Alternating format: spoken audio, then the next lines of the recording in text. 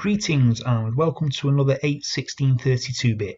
Today, as you can probably guess, we're going to be looking at Tetris, specifically the version of Tetris for the Game Boy and the Game Boy Color.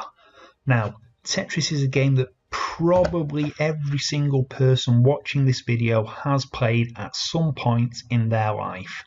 They may not have played it on the Game Boy, but chances are they have. After all, a game doesn't shift over 170 million copies without attracting a few gamers to it. So sit back, relax, and enjoy listening to me witter on about this amazing game and how I personally feel about it. So let's do some history first, shall we?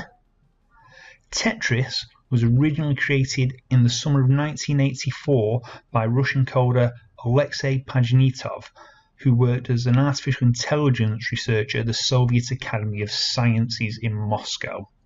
The game was written on one of the Electronica 60 terminals that they were using, which had a purely text-based display. This influenced how the game would look because the screen could only display simple geometric shapes. The aim of the game is to create lines, to score points, and avoid filling the screen up. Now, a version of this was later ported to the IBM PC by some colleagues of Pajitnov's, and this is the version that found its way into the West. Now, this version was released by Spectrum Holobyte, unofficially at first, but eventually the game was ported to a number of other systems, including the Amiga, the Atari ST, the Commodore 64, the Apple II, under what was, quite frankly, a bewilderingly large number of licensees.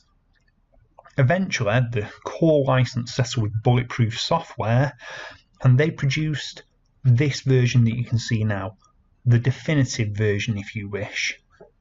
Tetris for the Game Boy. This version of the game, released in 1989, firmly ensconced Tetris in the public consciousness. It came packaged with the system, and for many gamers was the defining piece of software for Nintendo's handheld.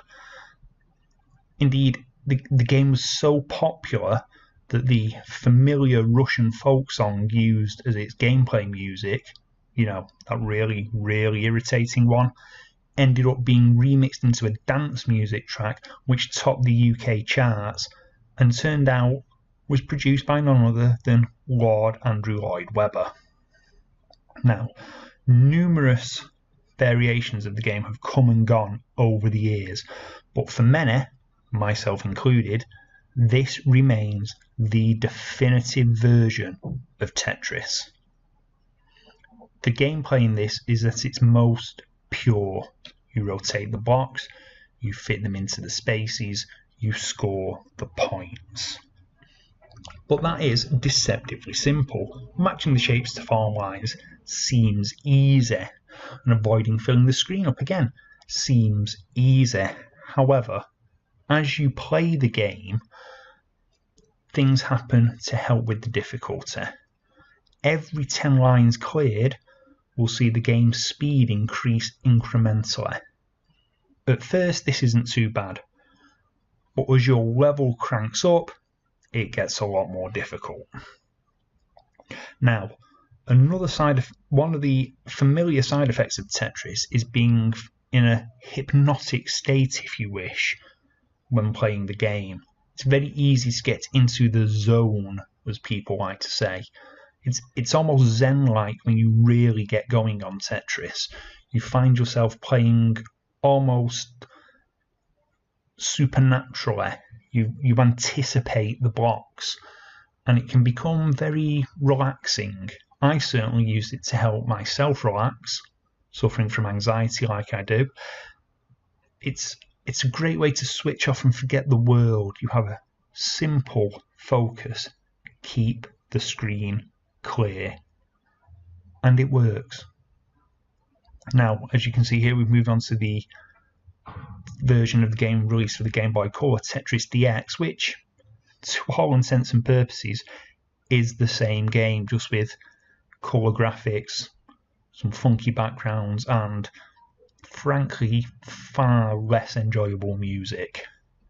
Now, would you say Tetris is the perfect video game? I know I'd be pretty close to describing it as that. It's simple, it's addictive, anybody can play it.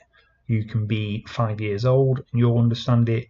You can be 95 years old and understand it. Hell, when I was a kid, I had my Game Boy, my next door neighbour and best friend Gary had his. I used to play Tetris linked up on the link cable against his mother, and she beat me pretty much every time. She was that good. There's no shame in admitting that. Tetris is a tough game. So there you have it. Tetris for the Game Boy and Game Boy Color. I hope you enjoyed this video. If you did, do hit the like and subscribe buttons. Feel free to leave a comment down below to tell me what you thought. If you think there are things I need to improve, let me know. If you think this video is awesome, let me know. I'm open to all feedback. So, this is Learned Rob saying thank you for watching, and I hope you enjoyed yourselves. So long, and thanks for all the fish.